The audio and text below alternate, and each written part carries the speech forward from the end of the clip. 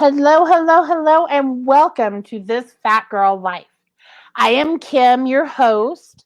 You guys know me from this podcast, from The Rope of Hope, from Big Beautiful Badasses. You've seen my bonus episodes. Y'all know who I am by now. But in case you don't, my name is Kimberly Plesia, and this is This Fat Girl Life podcast. Here we focus on knowing your worth, loving yourself as you are, and we focus on body image because it does not matter what size you are, body image is an issue. And that brings me to tonight's guest. I have Jen with me tonight. She is a body image coach and the host of the Fat Girl Book Club podcast. Jen, thank you so much for being here.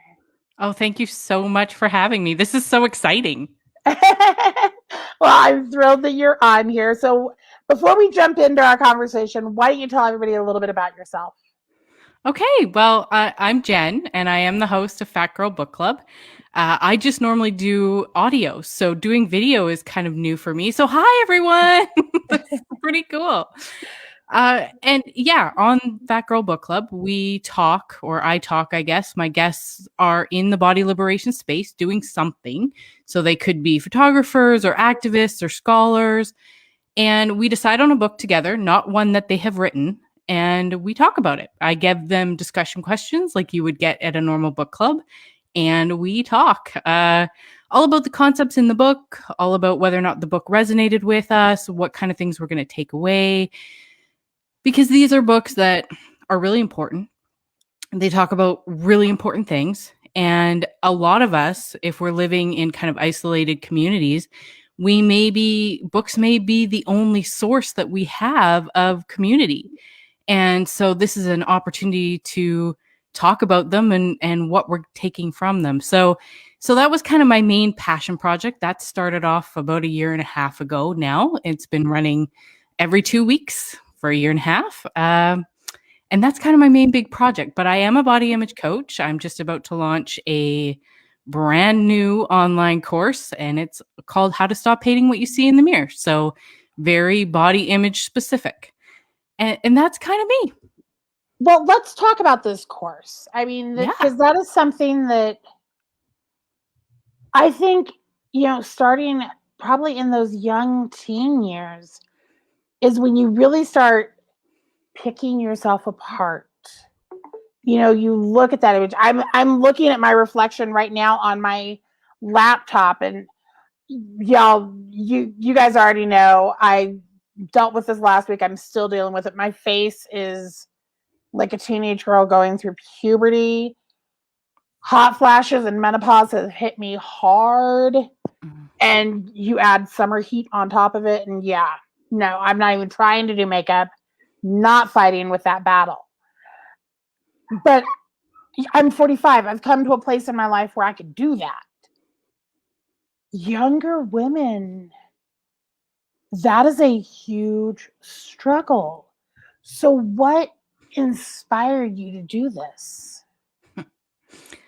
Well, I totally agree with you. That was me in a nutshell. I spent my teenage years really picking myself apart, but not actually dieting. I didn't actually diet until I went to go get married. And that's when I hit that point where it was like, oh, I need to diet. And then I jumped on the diet train, and for 2 decades, that's what I did. And those main messages, the messages that we get, and this is where I think this is the conversation I think that is really important to have with yourself, is where do these messages come from? Like, who is telling you that you're not good enough the way you are? And for me, growing up, it was a lot of magazines. I spent a lot of time reading a lot of magazines, and every time we look at those, we think they're harmless, maybe fun, maybe, we buy them as treats for ourselves. And yet those magazines contain messages, conscious, subconscious, direct, indirect, that the body that we have is not good enough, that we should want to aspire to an ideal beauty, that there are certain things that we need to fix. And so that's just kind of one place that we can start looking. But obviously, in the modern world we live in, and I didn't grow up with this, but lots of people are right now, social media. Yes. Yeah. And that's exactly what was just going through my head of, Facebook, it's there, but it's not as bad. But you've got the Instagram models, you've got TikTok. And luckily, TikTok kind of adapts to what you like, what you don't like. So you can weed some of it out if it's just not healthy for you. But yeah, and social media has become, it can be an amazing thing. It can also kill you, quite literally. Totally agree.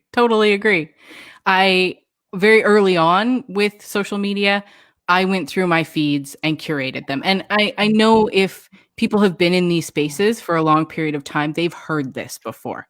Curate your social media. But it's an ongoing thing. Like if you keep looking through your social media and I don't know, you come across something, it makes you feel just a little bit icky, then that's a good time to think about it.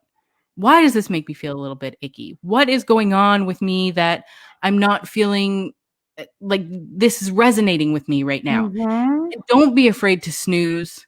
Don't be afraid to use those other options besides just unfriend or unlike or unfollow. You can always use the other options, the snoozing, the muting. Those types of things are great things to use. And then when they come back again, maybe you'll have figured it out. Yeah, it's an ongoing process. But if you don't walk away from your social media feeling like a badass, oh, sorry, am I allowed to swear? You are allowed to swear. Okay. I will mark it as explicit, honey. You are good. Seriously, if you do not walk away from your social media feeling like a badass, then it is time to go back through and curate your social media, because the messages that we're getting, like I said, conscious or subconscious, they could be completely conscious, somebody telling you about a diet, or subconscious, somebody showing you their life, only the specific bit that they want to show you that is showing perfection. It's a subconscious message. It's making its way into your psyche. It's making its way into making you feel bad about yourself. This is time to relook at the messages coming into your brain. Well, and since we're already on this topic, I actually brought this up earlier when I recorded Big Beautiful Badasses. And I brought it up the other day on another episode of Big Beautiful Badasses. This movement that is taking over Instagram Reels and TikTok of these women who are falling in love with their bodies, and they don't care if it is the ideal body that some get, all these people are going to think is just, it's their body. They love it. And they're putting it out there for the world. Yes. And I am just in awe because these girls, a lot of them are like in their mid 20s. In my mid 20s, I was not that confident. No, I know there's some really amazing people out there that are putting themselves out there, and I love it. Oh yeah, I'm amazing. Totally here for it. Totally here for it. And I'm gonna be honest, it's actually inspired me. I've said this on my other show, and I'm saying it here. So there's like gonna be so much accountability for me to actually follow through. I've been making a conscious effort to kind of take myself out of my comfort zone. Because I freely admit, shorts and a tank top, I'm good. Gucci. But that's not all there is. And, especially on camera, yes, I work from my home. I can be in shorts and a tank top. But I'm also in the public eye. Yeah. I have to have, things that are presentable, are, very, more up than shorts and a tank top. I still work a 9 to 5. And so I've started, buying pieces that I normally would not buy, even to like lounge t-shirts. Normally I'm like, it's a solid color, usually on the darker side. Yeah. Or it's really cute with sloths. Yes. I am that old lady. But My husband and I took a trip. I seriously bought a t-shirt that says fat bitch. Very And nice. wore That's it. so cool. Yes. I wore that. I wore another one that said FAT, fine and thick. Yes. Thick thighs save lives. Yep. I am embracing my body at this point. And I hate that it took me 45 years Me to do too. that. And honestly, I'm that's with why I you. do this podcast. Yeah. Because I don't want to see other people wait 45 years Yes. to love the body they're in. Yeah. And so now my next goal is a bikini. Oh, yay. Good for you. That is You can awesome. see it in my eyes. I'm It's so just scared awesome. of this. And I guarantee I will not go into a traditional store like Walmart to get it. No. Because I'll probably buy a couple of them and try them on in the privacy of my own home. But that is the next goal. Yes. Yes. I recently had on my Instagram, because I had a discussion on the podcast about this similar discussion about the clothes that scare us, the things that scare us to wear. And I posted that on my Instagram and Facebook, and the reaction that I got from people, I cannot get over the clothing that people are scared to wear. And it's crop tops, it's bikinis, but it's also like tank tops. People don't want other people to see their arms. It's it's shorts. And it's so interesting to me that this crosses lines, right? This isn't just about being in a fat body or being in a thin body. Oh. This is being in a female body in a lot of ways, Well, not even female per se. Transgender, non-binary, even you're straight cis male. We all deal with this. My husband is a prime example. He and I went on a trip one weekend. Had a hot tub. I was like, we are getting in that hot tub. We need to relax. Yes. We're doing this. So he put on his swim trunks and he got in with a t-shirt on. And I'm looking at him like, honey, I was brave enough to do a tankini. Yes, it has a skirt. Yes, it's still covering stuff. But I'm in a two-piece thing here. Yeah. Get comfortable. He's like, I don't want anybody to see my stomach. And I'm looking at him like he has lost his mind. And it took a minute to click that he was dealing with that same body image. Now, my husband is smaller than I am. He's taller than I am, but he's smaller than I am. And it just didn't click at first. And then finally, about 30 minutes in, he rips the t-shirt off. He's like, yeah, I'm getting comfortable at this point. But he said what triggered it was he saw another male that was in there with his kids that was probably twice my husband's size, just having a grand time. And that's when it clicked for him of, why am I being this self-conscious? He's like, you bought a swimsuit. I've never seen you buy a swimsuit. You bought a swimsuit. And I can't take off a t-shirt. Yeah. And so, I mean, men deal with this just as much as women do. They do. I do feel that they deal with it in a different way than women do. 100%. I'm not sure for females, like if I was at a pool and I was in that space where I used to be, where I would wear a t-shirt over my swimsuit, even seeing someone my size or larger, not wearing the t-shirt, I'm not sure I would have been like, oh, well, then I can do it too. I'm not sure that would have been my response. I think women play the comparison game just a little bit differently than men do. And I think that might, that definitely impacts things. But I mean, that's different now. It's totally different now. And that starts with things like social media. It starts with being aware of things like what you're putting into your brain in terms of TV, what you're putting into your brain in terms of like podcasts, even what you're listening to, what you're reading. All of these things will impact how you look at body size and body shape and all the things that come with having a body.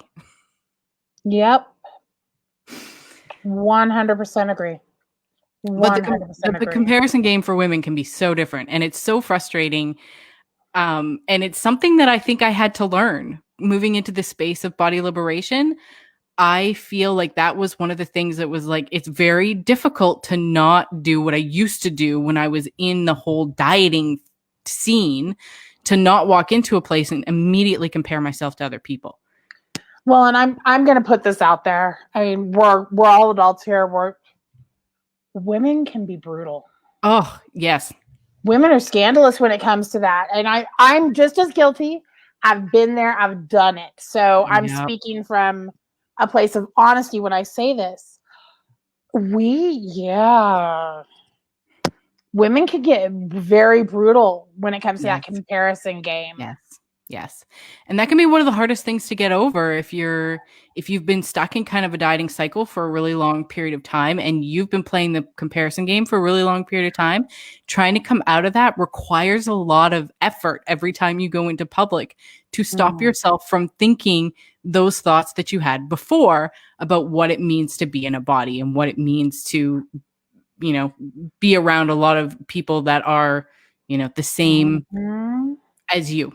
So it's just sort of, it's a deep breath. It's one of those things. I heard somebody say once, I can't remember where I heard it, and I really wish I could, but somebody I was listening to, I think on a podcast, it said that your second thought is the one that counts, because we have these brain pathways.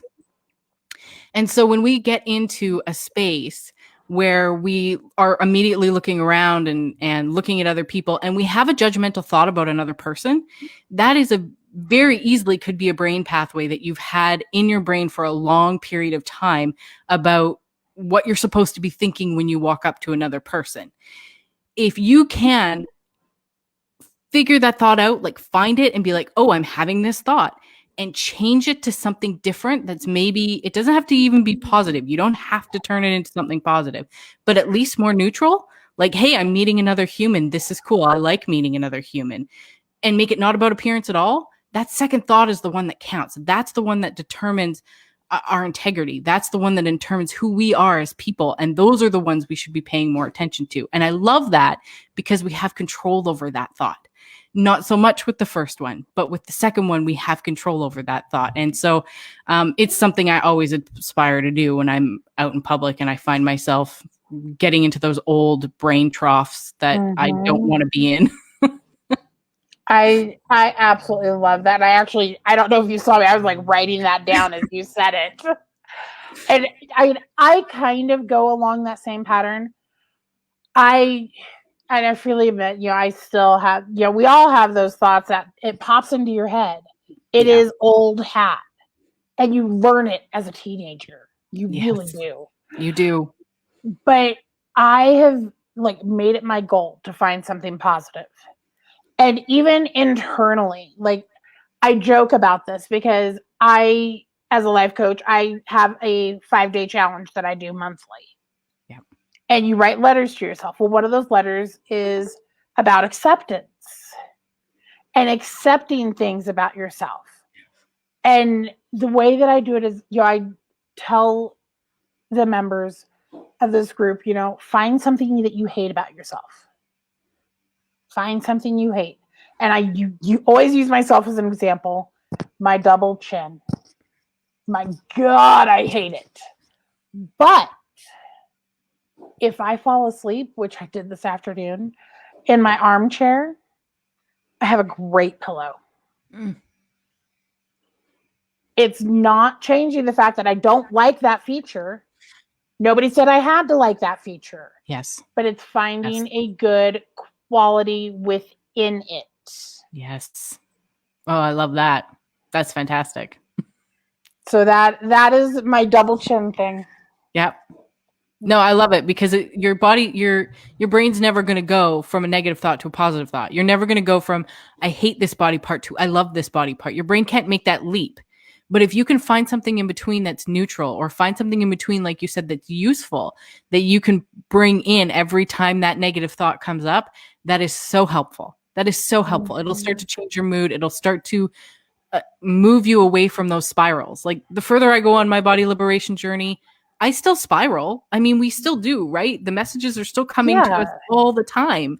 So we have bad days, but I spiral less often and I spiral less as far down the spiral. I'm able to pull not myself as severe. Yes, exactly. Exactly. And I love that. I think that that is one of the beautiful things about being on this journey is that, you know, I can stop myself from going down this path of all the negative things we think about ourselves, all the things we think we're going to control by dieting, and pull myself out of that and go, no, not today. I'm good enough as I am. Exactly. So if somebody is wanting to do your body image course that you're creating, where can they find it? My website is iwishiwereme.com. And they'll find a link on there. It'll have a bunch of information. It'll take them to the curriculum and it'll lay it all out for them. I am typing that in the comments right now. That way, if anybody is interested, you can just click right there and you can, talk to Jen, look at the course, and see if this is right for you. I'm also going to encourage you guys, check out her podcast. I have listened to a couple episodes and I love it. What has been your favorite book? Oh my gosh. See, I put you on the spot. Such a hard question. I actually, somebody asked me this the other day, and I guess I'm doing it more like the first year of my podcast, I had one favorite book, and now this second year, I have another one. So I'm going to give you two, and I know that that's not the question you asked me, but I'm sorry, I'm breaking the rules. The first year that I did the podcast, I had a lady come on, and she is a intuitive eating coach out of the UK. And she brought a book to my attention that I had never heard of, and it's called Beauty Sick by Renee Angown. And she is a professor out of Northwestern University, and she studies body image. And this isn't a book that is all about fat phobia or body liberation. It is more, it opens up body image in a lot of different ways. And so it's a really interesting book. It's a really interesting read. She's got lots of interviews with different people where they talk about things that, like social media, like where they've gotten their messages about their body, like how their messages that they got when they were younger impacted what they're doing when they're older. And she gives you some really great tips about how to help with your body image. So I think that was my favorite surprising read of the first year of the podcast. And now I'm in my second year, and I read Things People Don't Talk About When They Talk About Fat. Sorry, it's a long title, but it's by Audrey Gordon, and she is Your Fat Friend on Twitter. Oh, yes, I follow her. She's amazing, right? She's amazing. And that book made me cry because we were kind of talking before this started, and you were talking about the little things that, not the little things, but the things that make life difficult when you're in a larger body. And she goes into a lot of these details and talks about her own life. And it made me cry. And it made me think about some things I hadn't thought about. And I just loved it. I thought it's a brilliant book. And it's one that definitely needs more attention because I thought it was really wonderful. See, now I wrote it down. I will be getting that book. You'll love it. It will go on my Kindle.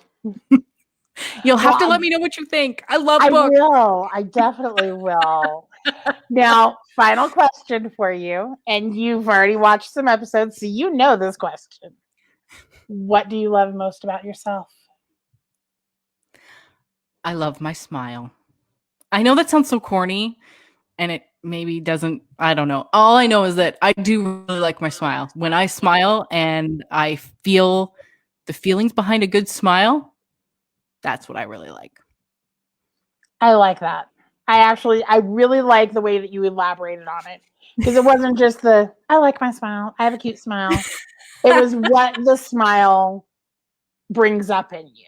Yeah. Well, and this is interesting, I think, is that for a while, the 20 years I dieted, I got down, like I was very, very thin. And so my smile has changed, even though it's the same smile. I mean, my cheeks have changed. The shape of my face has changed. And it didn't change. The feelings about my smile never changed. I always think for me, if I'm smiling, it's a good day. Love it.